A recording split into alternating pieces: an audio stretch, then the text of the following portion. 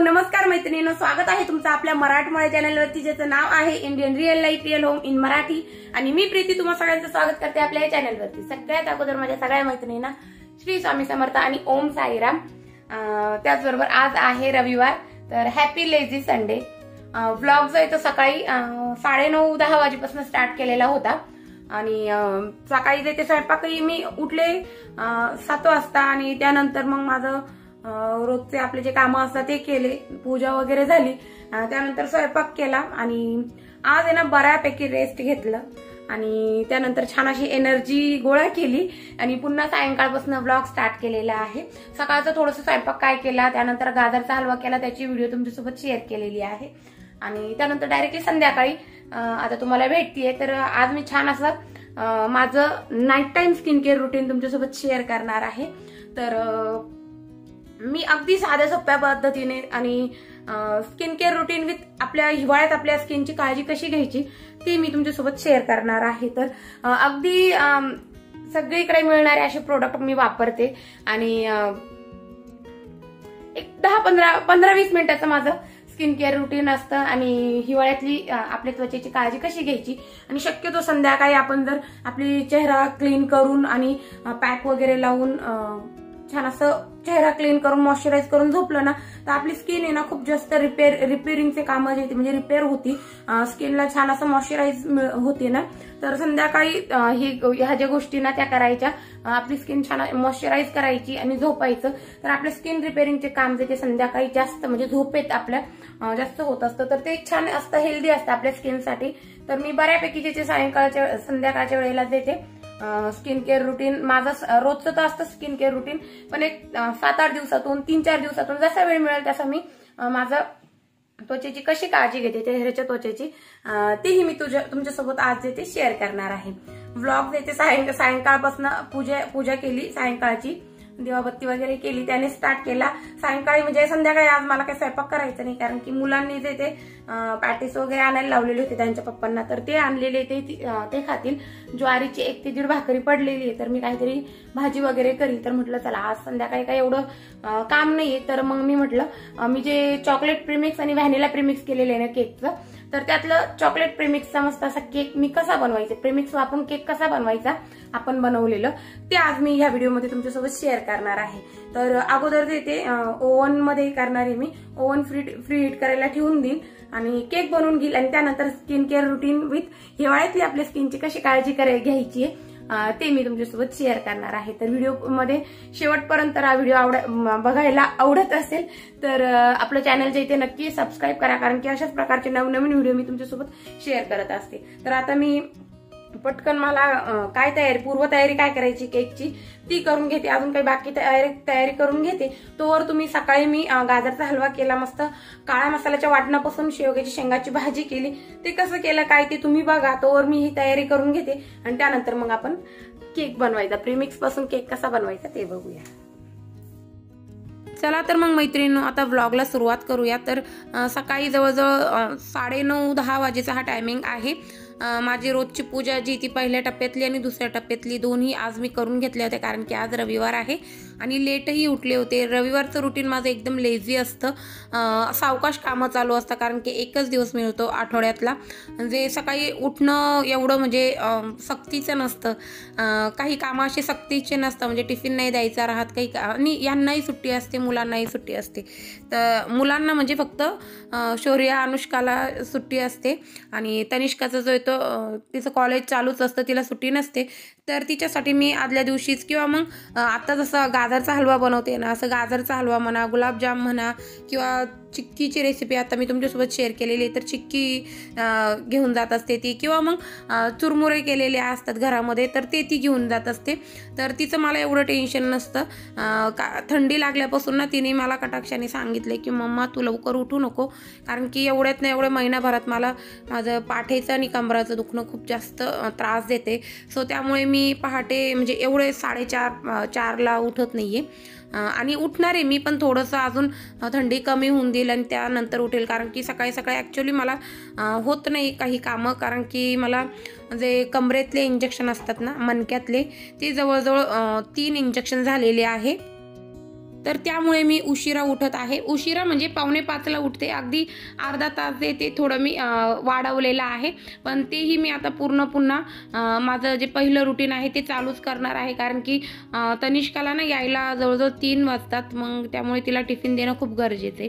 तर हे बघा, तुमच्या संग बोलता बोलता मी एवढे सारे कामं म्हणजे एवढे सारे म्हणजे गाजरचा हलवा जो तो माझा बनवून झालेला आहे. तर मी गाजर जे ते किसले नाही का काही नाही, पण अगदी अर्ध्या तासाचा आत माझा गाजराचा हलवा बनवून रेडी झालेला आहे. आणि ते मी अजून एक टिप तुमच्यासोबत शेअर करते.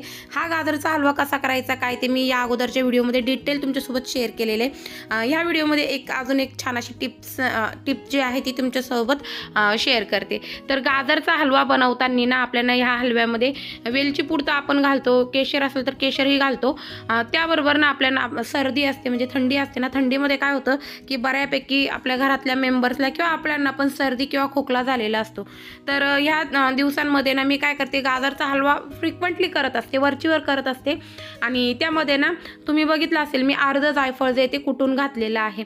जायफळने काय होतं की आपल्याला छान अशी झोपही येते, पटकन झोप येते आणि मस्त अशी निवांत झोप येते, आणि सर्दी खोकला काही असेल ना किंवा ताणतणाव तर ते कमी होतं. तर त्यामुळे मी ना थंडीमध्ये शक्यतो गाजरचा हलवा करते ना, तर त्यामध्ये जायफळची पावडर जी ती टाकतच राहते. एरवी तर आपण पाव चमचा किंवा मग थोडंसंच टाकत असतो, पण मी सर्दी कमी व्हावी म्हणून जे ते यामध्ये भरपूर असं म्हणजे अर्ध जायफळ जे ते कुटून घातलेलं आहे. आणि आपला गाजरचा हलवा बनून झाला त्यानंतर सगळ्यात अगोदर जे ते देवाला नैवेद्य ठेवलेला आहे. आज रविवार होता तर पूजा मी करून घेतलेली आहे. नेहमीप्रमाणे फुलं नव्हते, तर मग 2च फुलं आलेले होते, तेही माझ्या झाडालाही 2 आलेले होते. आणि आमच्या इथे एक ताई आहे ज्यांच्याकडे मी ब्लाऊज शिवते, त्या ताईंच्या इथे मी गेले होते, तर तिथनं मी 2 फुलं आणलेले.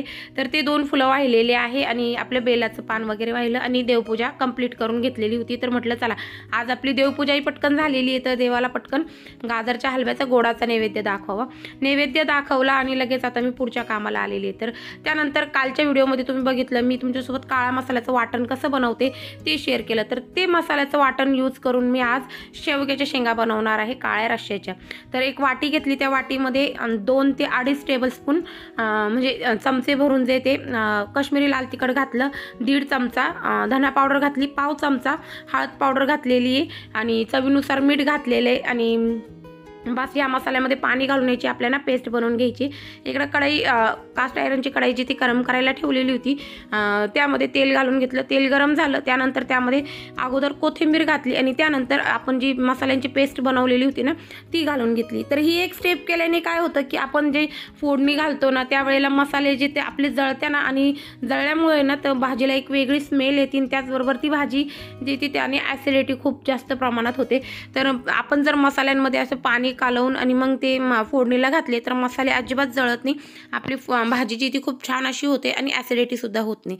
त्यानंतर यामध्ये एक मोठी क्यूब मी काळा मसाला वाटणाची घातली, ती आपल्याला 2-3 मिनटं छान अशी ह्या मसाल्यांमध्ये परतून घ्यायची. त्यानंतर शेवग्याच्या शेंगा घालायच्या.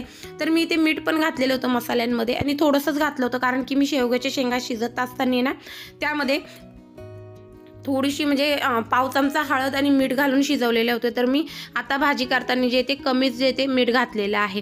तर इथे 10 मिनटं मी भाजी शिजवून घेतली. मस्त अशी भाजी आपली बनवून रेडी झालेली आहे. त्यानंतर भाकरी बनवल्या आणि मस्त काकडीचं सॅलेड, कांद्याचं सॅलेड आणि बाजरीच्या भाकरी आणि शेंगा मस्त एन्जॉय केल्या. त्यानंतर आता ही टायमिंग आहे 6 वाजेचं. तर जवळजवळ 1 महिन्यापासून 1 ते 1.5 महिन्यापासून आमचं इन्व्हर्टर जे ते खराब झालेलं होतं. तर थोडंसं त्याचं काम करायचं होतं. आम्ही विचार करत होतो की आम्ही इन्व्हर्टर चेंजच करू, पण काही कारणास्तव म्हणजे आता मुलांचे शिक्षण, घरातला घर खर्च वगैरे ते बघून मग आम्ही काय केलं की आहे तेच इन्व्हर्टर जे ते त्याचं व्यवस्थित काम करून घेतलं, जेणेकरून 2-3 वर्ष आता इन्व्हर्टरचे हेच इन्व्हर्टर काढणार आहे. तर इन्व्हर्टरचं काम करून घेतलं. ते इन्व्हर्टर त्या दादांनी इथे आणून बसवलेलं आहे. आता आपले लाईट्स जे ते पूर्णपणे जाणार नाही आणि व्हिडिओसुद्धा आपले वेळेवर येतील, कारण की आता इन्व्हर्टर घरात असल्यामुळं लाईट जाण्याचा प्रश्न नाही आणि वायफायही चालू राहील. तर ही एक मोठं काम माझं कमी झालं, म्हणजे टेन्शन कमी झालं. त्यानंतर दिवाबत्ती करून घेतली आणि इथे यांनी हे पाववडे स्टफ्ड वडापाव आणलेला होता. तर तो जो होता मुलांनी खाल्ला आणि आम्हाला जे ते मी ज्वारीची भाकरी आणि झिरकं केलं होतं ते खाल्लं आम्ही. इथे 7:30 वाजेचा टायमिंग असेल. तर मी इथे घेतलेला आहे केक बनवायला. तर केक बनवायला सगळ्यात अगोदर मी बटर पेपर जो आहे तो कट करून घेईल. मी जे ते चौकोनी शेपचा केक बनवणार आहे. आपलं जे प्रीमिक्स आपण बनवलेलं आहे ना, त्या प्रीमिक्सपासून केक बनवायचा आहे. अगदी सोपी पद्धत आहे प्रीमिक्स बनवण्याची सुद्धा आणि त्यापासून केक बनवण्याची पद्धतसुद्धा खूप सोपी आहे. या प्रकारे आपण जर प्रीमिक्स बनवून ठेवलं तर फक्त 30 मिनिटाच्या आत आपला मस्त असा 1 किलोचा स्पंज केक जो तो बनवून रेडी होतो. आणि ह्याच स्पंज केकपासून तुम्ही जो फ्रॉस्टिंगवाला केक असतो ना, तोही बनवू शकता. तो तर जवळजवळ 1.5 किलोपर्यंतचा होतो. तर या पद्धतीने आपल्याला जे ते प्रीमिक्स बनवायचे आणि आत्ता सांगाल त्या पद्धतीने आपल्याला केक जो तो बेक करायचा आहे. तर आजचा केक जो तो मी ओव्हनमध्ये बेक करणार आहे, कढाईमध्ये नाही करणार आहे, कारण की गॅस खूप नासला जातो त्याला आणि ओव्हन असताना ओव्हन वापरायचं नाही, म्हणजे ते योग्य नाही.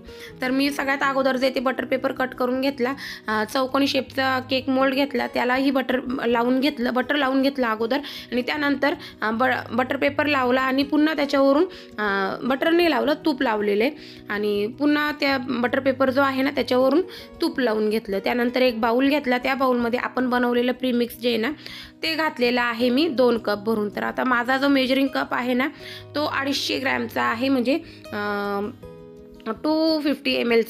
तर त्या कपाने मोजून मी जवळजवळ 2 कप प्रीमिक्स घेतलेला आहे. यामध्ये आपल्याला 1/4 कप जे ते बटर घालायचे, मेल्टेड किंवा मग साजूक तूप घालायचे किंवा मग रिफाइंड ऑइल घालायचे, तुमच्याकडे जे अवेलेबल असेल ते घालायचे. त्यानंतर यामध्ये 1 टीस्पून आपल्याला चॉकलेट इसेन्स घालून घ्यायचे, कारण आपण चॉकलेट फ्लेवरचा केक बनवत आहोत.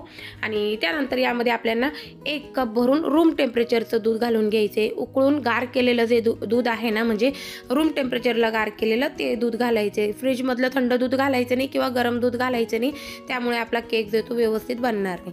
तर थोडं थोडं करून आपल्याला हे पूर्ण 1 कप दूध जे ते यामध्ये घालून घ्यायचे आणि आपली मस्त अशी रिबन कन्सिस्टन्सीवालं बॅटर बनवून घ्यायचे. तर हे बघा आपलं मस्त असं बॅटर बनवून रेडी झालेले.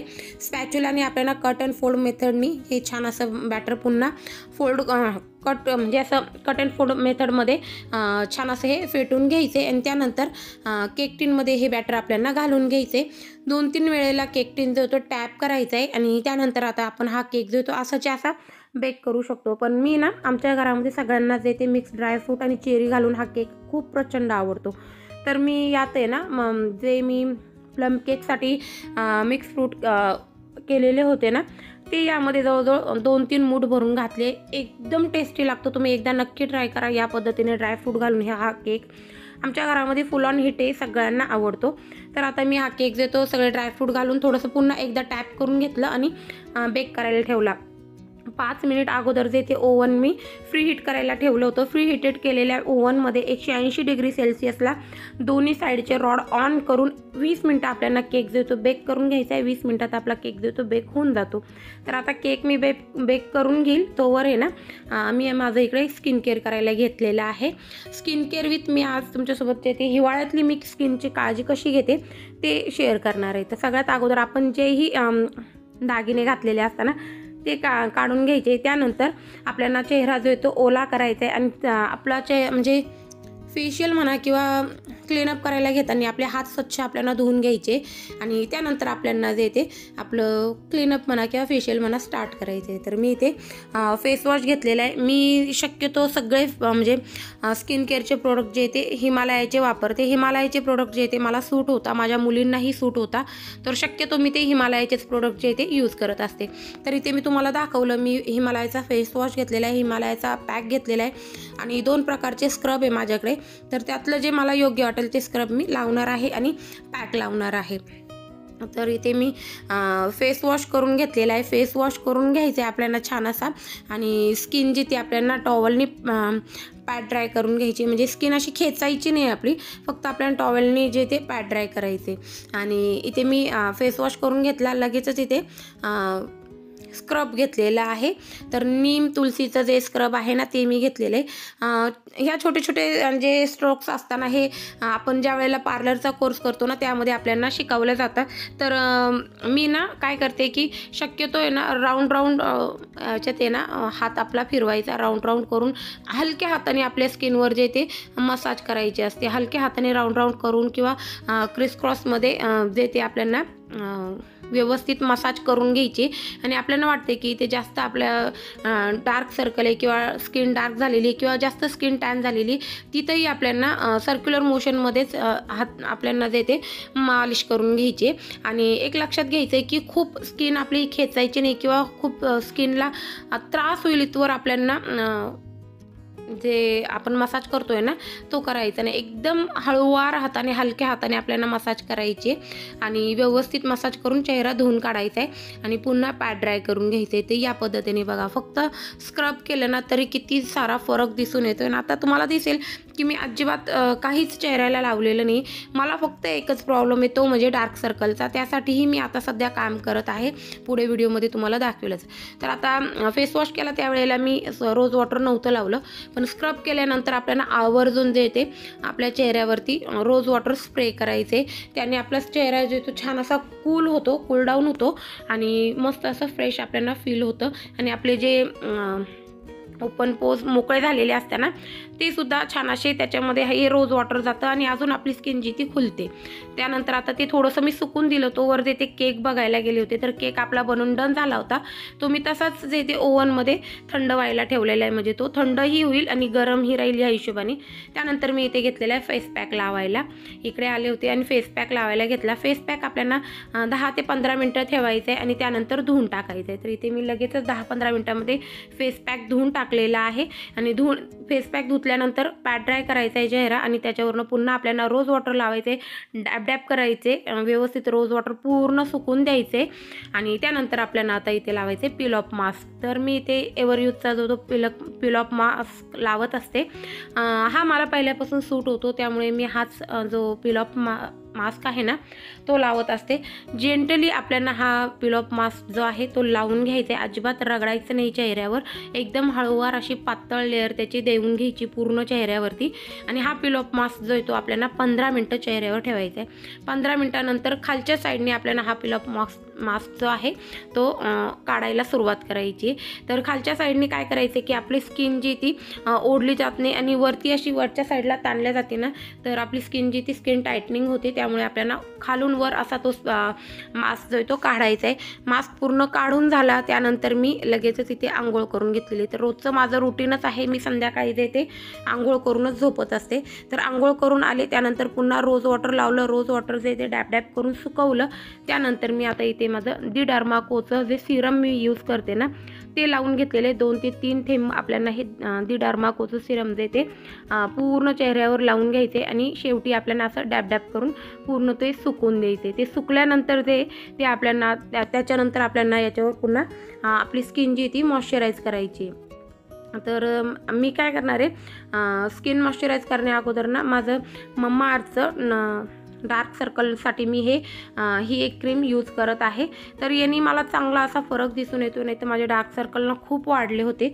तर मम्मा आर्थची जी डार्क सर्कलची क्रीम आहे ना, ती मी ऑनलाईन परचेस केलेली आहे। ती क्रीम जी ती आपल्या हाताची मधली बोटं आहे ना, त्या बोटांच्या साह्याने अगदी हळूवार असं गोल सर्क्युलर मोशनमध्ये म्हणजे क्लॉकवाईज आणि अँटी क्लॉकवाईज असं फिरून ही क्रीम जी ती छान अशी डोळ्यांवर लावून घ्यायची।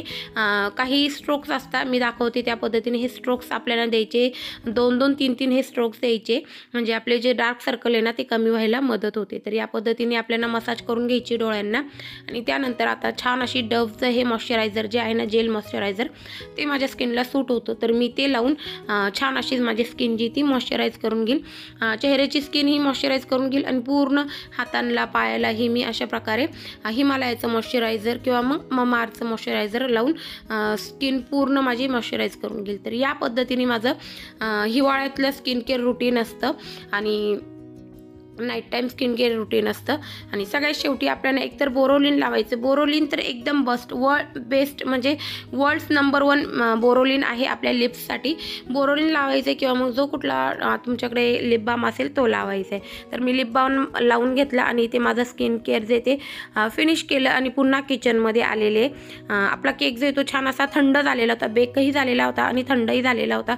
तर हे बघा बटर पेपर मी इथे काढून दाखवत आहे आणि केक टिनमधनंही केक खूप सोप्या पद्धतीने निघला, म्हणजे अजिबात आपला केक जो तो चिकटलेला नव्हता। या पद्धतीने आपल्याला आपण जे प्रीमिक्स बनवलेला आहे ना त्यापासून केक बनवायचा आहे। खूप मस्त आणि टेस्टी असा हा केक बनून रेडी होतो।